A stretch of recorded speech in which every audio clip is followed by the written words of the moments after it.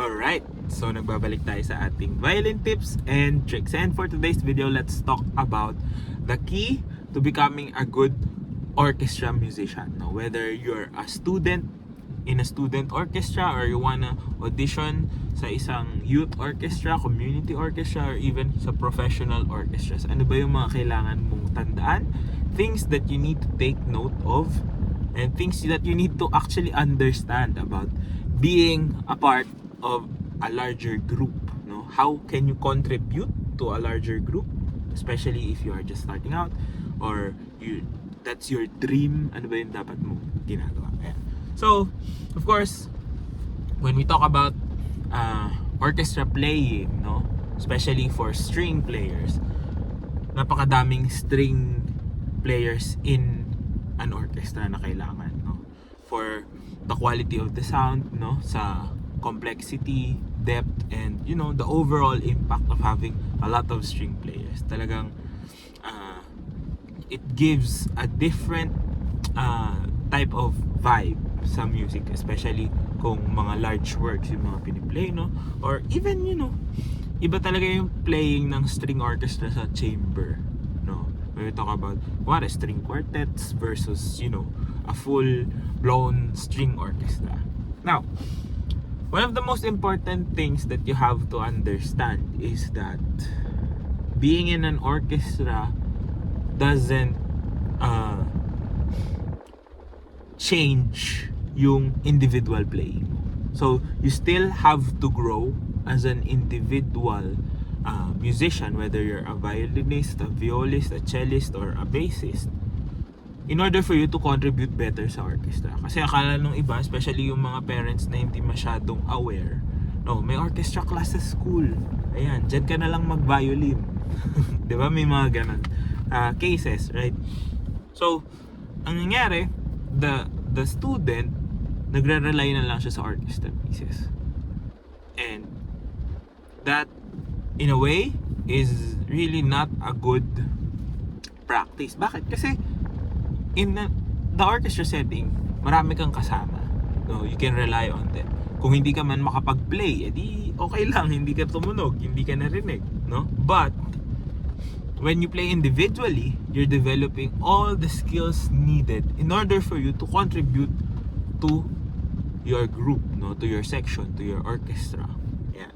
So, 'di ba? Lahat naman ng playing, no, when you're playing individually, no, pag nagpa-practice ka, mag-isa ka. When you come to the orchestra, may kasama ka na, but you still have to know exactly how you're gonna play. You have to know your parts. You have to know the rhythms, the pitch, how to play it properly, interpretation within the group.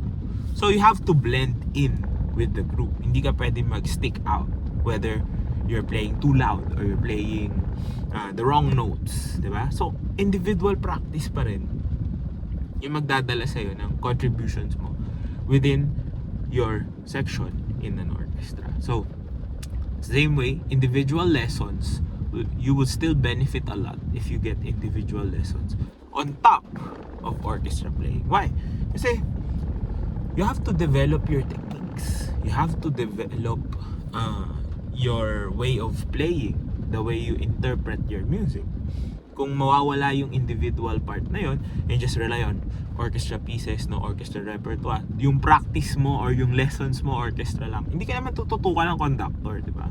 The conductor is the musician, meaning you in an orchestra, your role is to be the instrument of that conductor. Now, if your instrument is faulty, bakit naging faulty? Kasi hindi siya nakaka-practice. So, medyo kinakalawang na, sira-sira na yung instrument.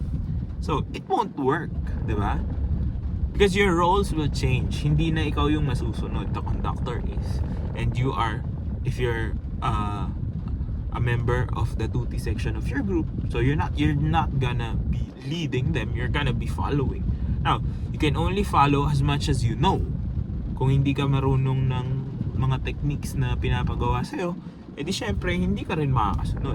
So, instead of contributing to your group, you're gonna be the one that might make or break your section, no, or the whole orchestra, depending on how hard your techniques are, the techniques that you are expected to do. So napaka-importante na nagle-lesson ka pa din outside of your orchestra sessions, no? Kasi doon mo matututunan lahat no? Some teachers teach orchestra excerpts, and of course, no, in a professional setting, kahit yung mga professionals within an orchestra, they still find time to take lessons, to further hone their skills, their craft, kasi yun yung buhay nila, diba? And if you are a student, you also want to be able to grow, not just individually, of course, kasi yung orchestra pieces, no, minsan, 'di ba, kailangan mo mag-audition to be able to join an orchestra. Kung yung level ng individual playing mo is not up to the level of the pieces that are required for you to play in an audition, edi hindi ka makakapasok, no? So that's why it's really important that you prepare those things, no? Now, once inside the orchestra, you have to also take into consideration everything else, no? You have to be able to listen to the other sections, no? You have to be able to understand what's happening when you're playing, hindi lang yung part mo, no? And it develops you even more than just being an individual player. Kasi pag individual player ka lang, pag solo musician ka lang, sarili mo lang inintindi mo and accompaniment. When you're in an orchestra, you have to listen to each section. What's happening, ano yung nangyayari, kanino ka magre-rely, kung mahaba yung mga rest, 'di ba? Sino yung papakinggan mo when you're about to enter. So those types of things, no? It takes a lot more work, no, than individual playing. But it doesn't mean na pag nag-orchestra ka, gagaling na rin yung individual playing mo. It really depends on how well you practice. So that's why you still have to have lessons outside of orchestras, because again, the orchestra, in an orchestra setting, you are the musician or you are the instrument. Now, if the instrument cannot do what it's intended to do, then that's where the problem arises. I think it's also why there's not a lot of, support when it comes to orchestras, in different places. Kasi akala nung iba, basta nakakatugtog ka, pwede ka na sumali ng orchestra. Yes, but again, you have to grow individually. Kasi what can you bring to the table? What can you offer and contribute to the group? No? Mapapaganda mo ba yung section? Or makakasira ka if you're not practicing, if you don't know different techniques, no?